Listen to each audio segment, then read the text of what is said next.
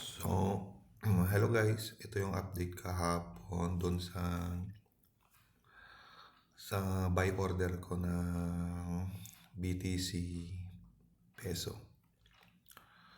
So, kahapon nagset ako ng buy order sa price na 5.8 million. So, kagabi, no, habang tulog ako, bumaba pa siya sa less than 5.8. So, yung target ko ay na-hit na. So, makikita dito, 5.8, na-hit na yung target ko. So, meaning, naibili na ng system. So, ngayon, mag-update ako nung total BTC ko. So, yung total BTC ko ngayon ay 0024507. So, kakopy ko. So, ilalagay ko dito. Ima-minus ko yung total na nabili ko na dati. So, that's 0.00210666.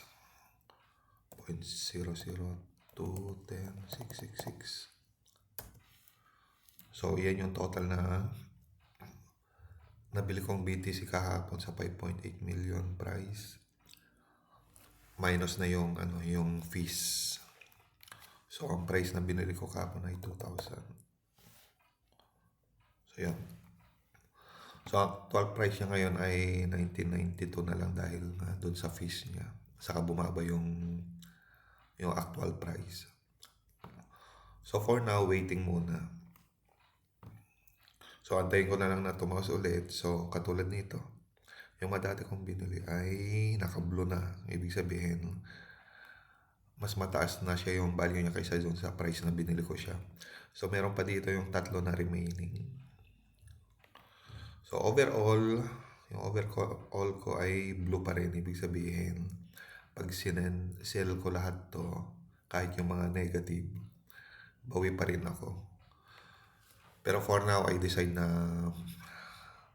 magantay muna bago ko i-sell. So, yun muna.